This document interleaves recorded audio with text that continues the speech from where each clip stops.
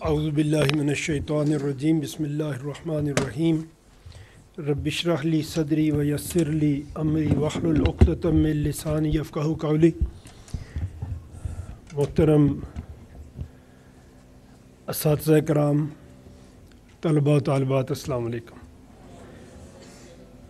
ابھی چودھری عبدالرحمن صاحب نے آپ کے سامنے مقصد تو رکھا کہ کس لیے آج ہم آپ کے سامنے حاضر ہوئے ہیں۔ ہم سب جانتے ہیں کہ ہمارا یہ ملک پاکستان، اور ابھی اب کچھ باتیں جو ہوں گی وہ شاید آپ کو محسوس ہو، کیونکہ رات ہم ایک فنکشن میں تھے اور وہاں پہ توجہ دلائی ہمارے کچھ دوستوں نے کہ جب آپ پاکستان کے بارے میں بات کرتے ہیں اور اس کی کمزوریوں کا ذکر کرتے ہیں تو محسوس یہ ہوتا ہے کہ اس ملک نے ہمیں کچھ نہیں دیا اور ہم صرف ناکامی کی طرف ہی بڑھتے چلے جا رہے ہیں۔ اصل میں ہمیں اپنے ملک سے پیار ہے، یہ ہمارا گھر ہے اور یہ ہمارا ایک ہی گھر ہے، بہت سے گھر نہیں ہیں ہمارے پاس، ایک ہی گھر ہے۔ اور آج جب ہم دیکھتے ہیں ہندوستان میں جو حالات آج ہیں وہ بڑے واضح اشارہ ہمیں دیتے ہیں، اور ہم جتنا خدا کا شکر ادا کریں وہ کم ہے کہ ہم اس طرح کی ایک ہندوتوا گورنمنٹ کے تحت وہاں پہ مسلمان نہیں رہ رہے۔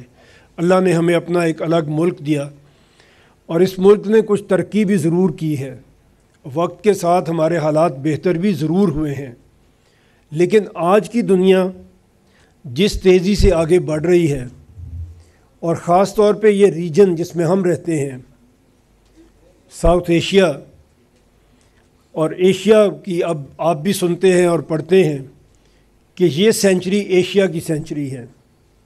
اور اگر ہم اپنے ارد گرد دیکھتے ہیں اس خطے میں کون ہے، اس خطے میں چائنا ہے، انڈیا ہے، ویتنام ہے، تھائی لینڈ ہے، یہ سب ملک آپ دیکھیں کس رفتار سے ترقی کر رہے ہیں۔ ہم اس دوڑ میں پیچھے رہتے ہوئے اپنا آپ کو محسوس کر رہے ہیں۔ جس تیزی سے ہم ترقی کر سکتے تھے، جو پوٹینشل ہم میں ہے، اس پوٹینشل کے مطابق ہم آگے نہیں بڑھ رہے۔ ہم نے یہ سوچنا ہے اور ہم نے آج یہ بات کرنی ہے کہ ایسا کیوں نہیں ہو رہا۔ آپ لوگ اچھی تعلیم حاصل کر رہے ہیں، اور بھی لوگ محنت اس ملک میں کر رہے ہیں، اور پچھلے 80 سال میں ایسے تو نہیں ہوا کہ سب حکومتیں خراب آئی ہیں، سارے لیڈر خراب آئے ہیں۔ کچھ اچھے لوگ بھی ضرور آئے ہوں گے، کچھ اچھی حکومتیں بھی آئی ہوں گی، لیکن کوئی بھی اس طرح سے اپنا فرض ادا نہیں کر سکا جس طرح اسے اپنا فرض ادا کرنا چاہیے تھا۔ تو آج ہم اس پہ بات کریں گے۔ سب سے پہلے آپ سب یہ جانتے ہیں، لیکن بات یہیں سے شروع کرنا پڑتی ہے کہ پاکستان ایک فیڈریشن ہے، اور اس فیڈریشن کے 4 فیڈریٹنگ یونٹس ہیں: سندھ، پنجاب، بلوچستان اور خیبر پختونخوا، یہ ہم جانتے ہیں۔ لیکن یہ دنیا کی واحد فیڈریشن ہے کہ جس کا ایک فیڈریٹنگ یونٹ باقی 3 کو ملا کے بھی ان سے بڑا ہے۔ پنجاب کی پاپولیشن از 52% آف پاکستان، باقی 3 صوبے آپ اکٹھے کریں تو دے آر 48% آف پاکستان، اور پنجاب 13 کروڑ کا صوبہ ہے۔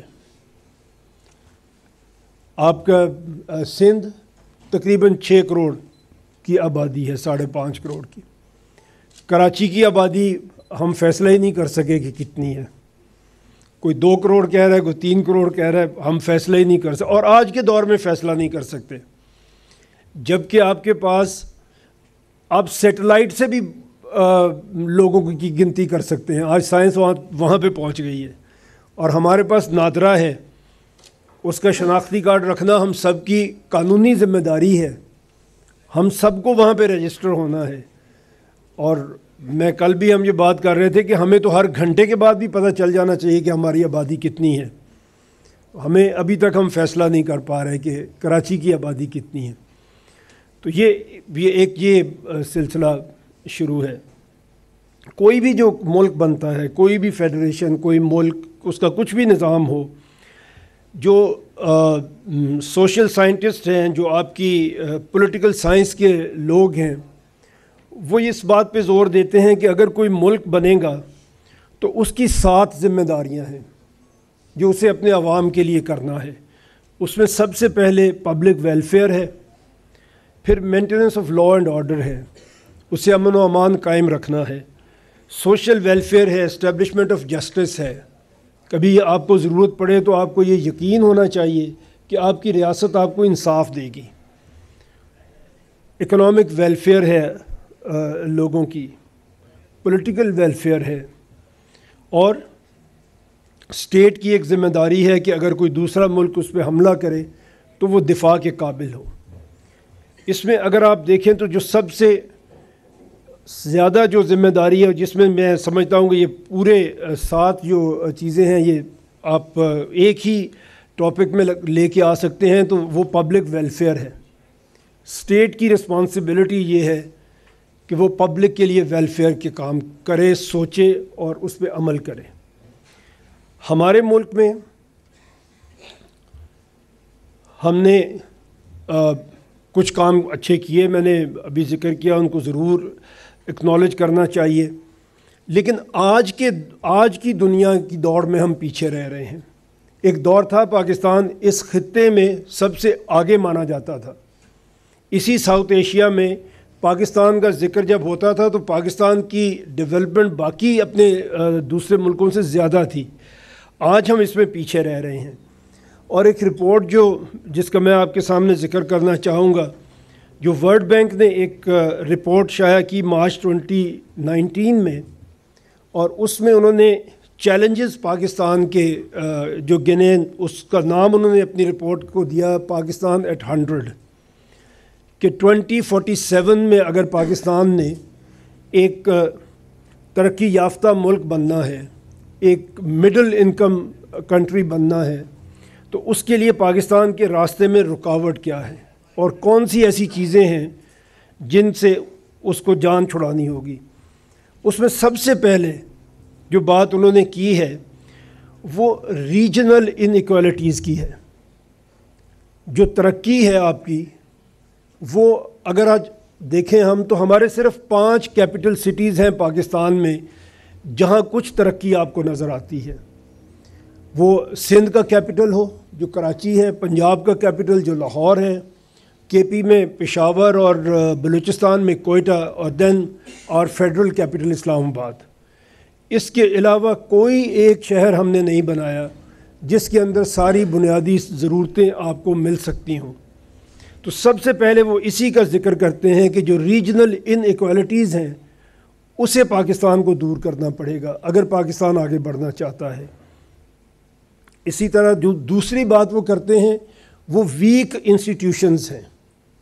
ہمارے ادارے مضبوط نہیں ہیں، اس طرح سے مضبوط نہیں ہیں کہ وہ لوگوں کے ذاتی اثر رسوخ سے آزاد ہوں، عدالتیں آزاد ہوں، انصاف کا نظام آزاد ہو، آپ کی انتظامیہ آزاد ہو، اور آپ کو ہر جگہ پہ میرٹ کے مطابق آپ کا حق مل سکے. تو ویک انسٹیٹیوشنز لیڈ کرتے ہیں ٹورڈز کرپشن. جب انسٹیٹیوشنز اپنے پاؤں پہ کھڑے نہیں ہوتے تو وہ کرپشن کی طرف لیڈ کرتے ہیں. اور اگر ہم کرپشن انڈیکس میں دنیا میں اپنا نمبر دیکھیں تو ہم جو سب سے نیچے 10% ہیں ہم اس میں آتے ہیں. تو یہ اس کی وجہ کیا ہے کہ ہمارے انسٹیٹیوشنز ویک ہیں. ایک دوسری بات جو انہوں نے کہی وہ آپ کی جو ہماری جو پولیٹیکل ڈیولوشن ہے وہ نہیں ہے، اور وہ آپ کی لوکل گورنمنٹ سے شروع ہوتی ہے. میں یہ کہا کرتا ہوں کہ ہمارے پاس 3 ٹیئرز ہیں گورنمنٹ کے، ایک فیڈرل گورنمنٹ ہے، ایک پروونشل گورنمنٹ ہے، اور ایک لوکل گورنمنٹ ہے. پروونشل گورنمنٹ اور فیڈرل گورنمنٹ یہ حکومت کرنے کے لیے بنتی ہے، یہ لوگ حکومت کرنے کے لیے آتے ہیں. جو 3rd ٹیئر آف گورننس ہے، جو لوکل گورنمنٹ ہے، وہ آپ کی خدمت کرنے کی حکومت ہے. اس نے آپ کی گلی، آپ کا محلہ، آپ کے علاقے کی صفائی بھی کرنی ہے، اس نے تعلیم بھی دینی ہے، اس نے آپ کے لیے سیوریج، پانی، سارا بندوبست اس نے کرنا ہے. تو وہ ایسا ٹیئر ہے جو خدمت کرنے کا ایک ٹیئر ہے. اور ہم ہمیشہ جب بھی ہماری جمہوریت آتی ہے ہم سب سے پہلے اسے ختم کرتے ہیں. تو یہ چیزیں ہیں جو مل کے شاید ہمیں آگے بڑھنے نہیں دے رہی. اگر ہم نے آگے بڑھنا ہے، ہم نے اس میں دیکھا کہ ہم 4 صوبے بنا کے بیٹھے ہوئے ہیں، ابھی میں نے اس کا ذکر کیا، اور وہ اتنے لاب سائڈڈ ہیں.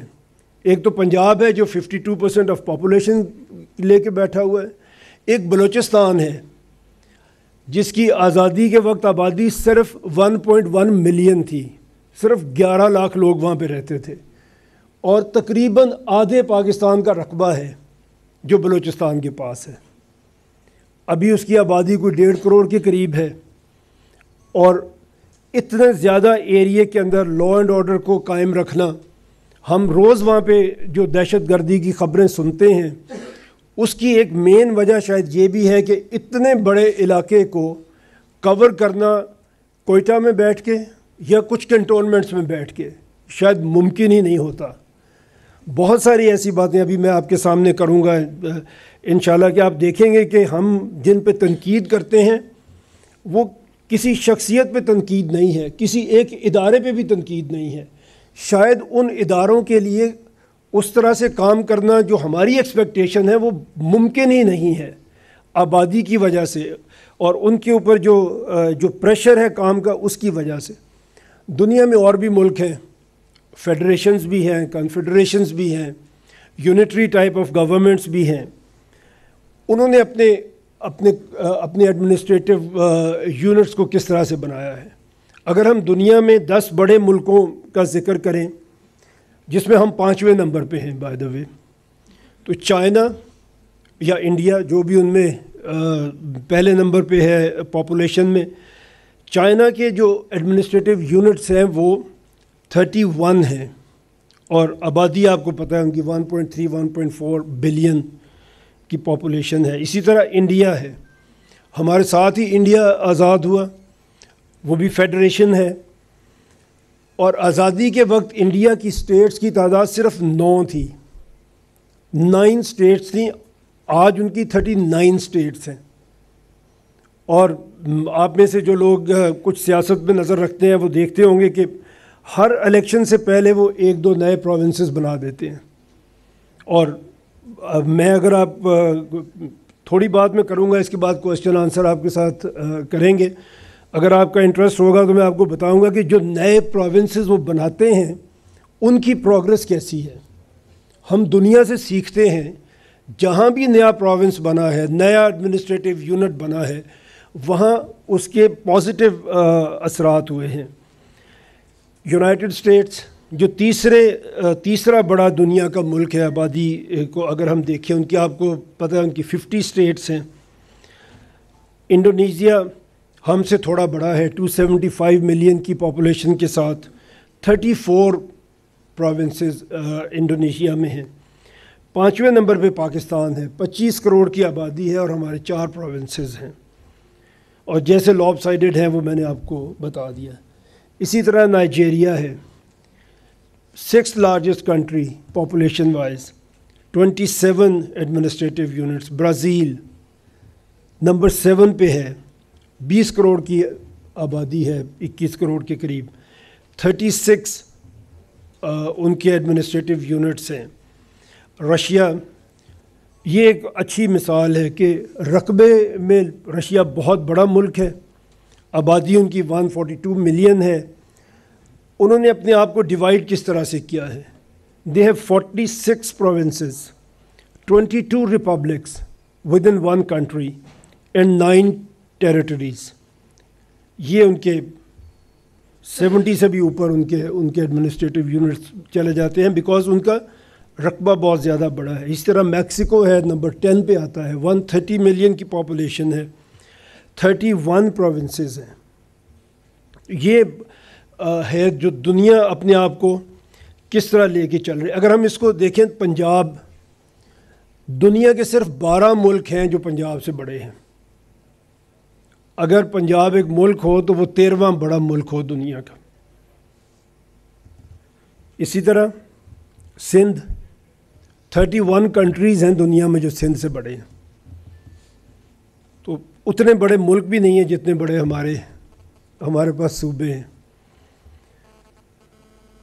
41 کنٹریز ہیں جو خیبر پختونخوا سے زیادہ بڑے ہیں، 42nd لارجسٹ ملک ہو سکتا ہے، اور 172 کنٹریز ہیں دنیا میں جو رقبے کے لحاظ سے بلوچستان سے چھوٹے ہیں۔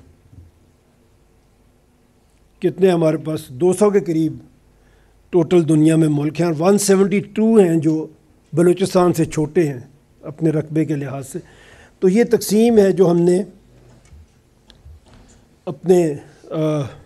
اپنے علاقوں کی کر کے ہم نے رکھی ہے۔ اب جب ہم یہ کام کرتے ہیں، جب ہم اپنے ایڈمنسٹریٹو یونٹس کو اس طرح سے نہیں بناتے جس طرح انہیں بننا چاہیے، تو پھر اس کے کچھ نتیجے نکلتے ہیں۔ گورننس ٹھیک نہیں ہو سکتی، اور اگر یہاں پھر میں آپ کو ایک رپورٹ اگر میں آپ کے سامنے رکھوں،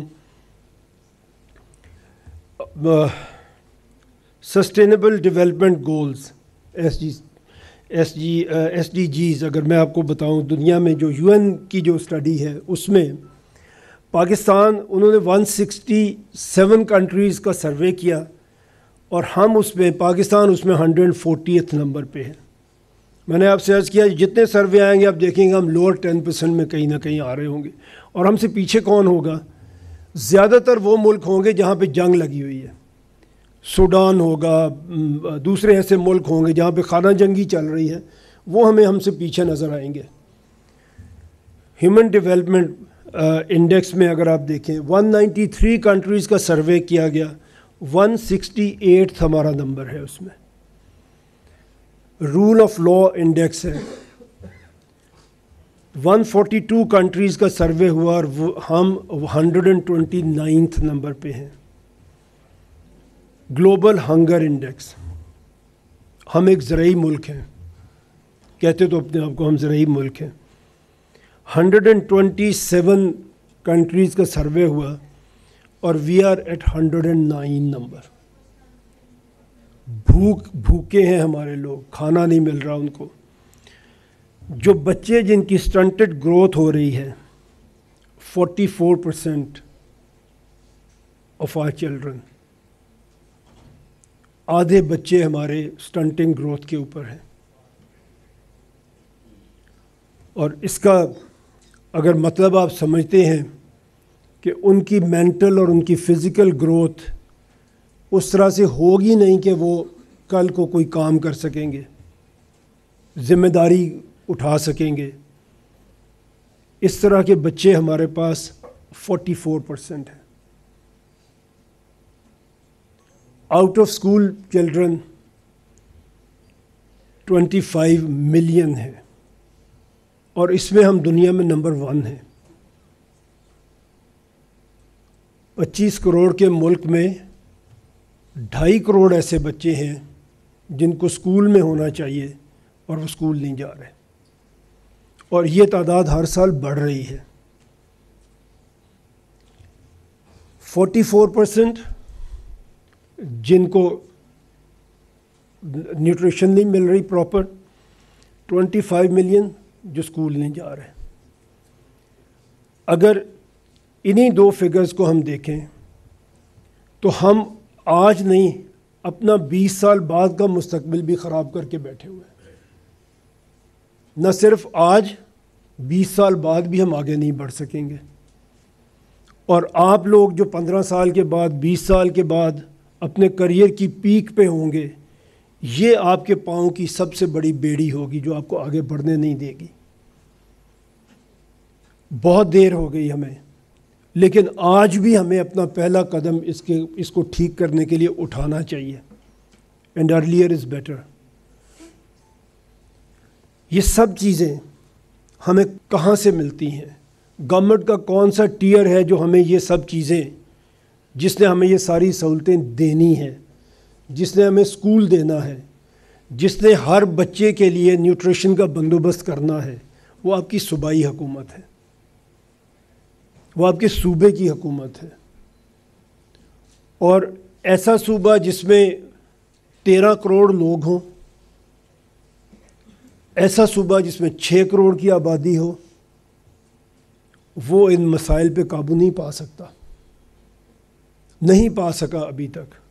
ہسٹری ہمارے سامنے ہے، یہ نہیں ہو سکا۔ ان سب کو دیکھ کے ہم اس نتیجے پہ پہنچے، جیسے چوئی صاحب نے فرمایا، ہم بہت سے لوگ مل کے بیٹھے، ہم نے بات کی اور ہم اس نتیجے پہ پہنچے کہ اس میں پہلا قدم جو ہمیں اٹھانا چاہیے وہ یہ ہے کہ ہمارے ایڈمنسٹریٹو یونٹس مینیجیبل ہونے چاہیے، ایسے ہونے چاہیے کہ جو ان مسائل کو حل کر سکیں۔ آج جب ہم بات کرتے ہیں تو یہ مسائل کی بات تو ہوتی ہے، لیکن روٹ کاز کی بات نہیں ہوتی۔ ہم ایک پارٹی کو برا کہیں گے، دوسری پارٹی کو برا کہیں گے، سب پارٹیوں کو برا کہیں گے، پولیٹکس کو برا کہیں گے، پولیٹیشنز کو برا کہیں گے، لیکن ہم یہ نہیں دیکھتے کہ یہ چیزیں ہیومنلی پاسبل نہیں ہیں۔ دنیا میں اتنے بڑے بڑے ایڈمنسٹریٹو یونٹس نہیں ہیں، کوئی ملک بھی اتنے بڑے ایڈمنسٹریٹو یونٹس کے ساتھ آگے نہیں بڑھ سکا۔ سب نے، ہر فیڈریشن نے، ہر ملک نے اپنی سب اینٹیز بنائی ہیں اور وہ آگے بھی بڑھے ہیں۔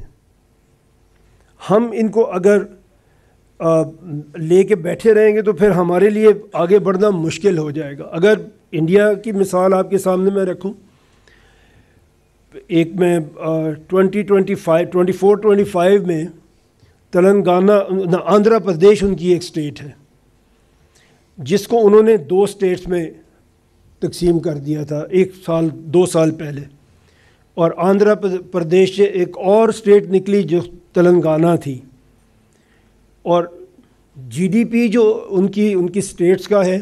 اور یا میں آپ کے سامنے ایک اور بات، ہم پاکستان کا جی ڈی پی کیلکولیٹ کرتے ہیں، جب ہم ریسرچ کر رہے تھے اس کے اوپر کہ انڈین جو اسٹیٹس ہیں ان کا جی ڈی پی کیلکولیٹ ہوتا ہے، وہ کمپیئر ہوتا ہے، اس میں کمپٹیشن ہوتا ہے، جواب دینا پڑتا ہے حکومتوں کو، تو ہم نے اپنے صوبوں کا جی ڈی پی دیکھنے کی کوشش کی، تو ہمیں پتہ چلا کہ یہاں صوبے کے لیول پہ کوئی جی ڈی پی کیلکولیٹ نہیں ہوتا۔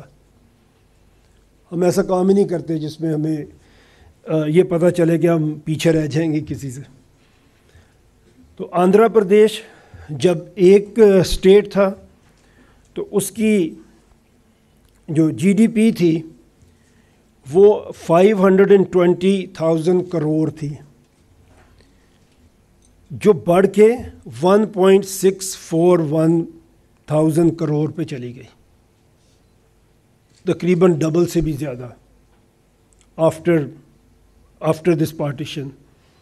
تلنگانہ جو علاقے تھے ان کی جو جی ڈی پی انہوں نے کیلکولیٹ کی تھی وہ 505,000 کروڑ تھی، وہ بھی بڑھ کے 1.65,000 کروڑ پہ چلی گئی۔ جو G D P growth in کی تھی اس کے بعد وہ ڈبل سے زیادہ پہ ان کی پہنچ گئی۔ تو یہ چیزیں ہیں جو ان ملکوں نے، جنہوں نے یہ کام کیا جس کی ہم بات کر رہے ہیں، تو ان کو اس کا کیا فائدہ ہوا جس میں انہوں نے۔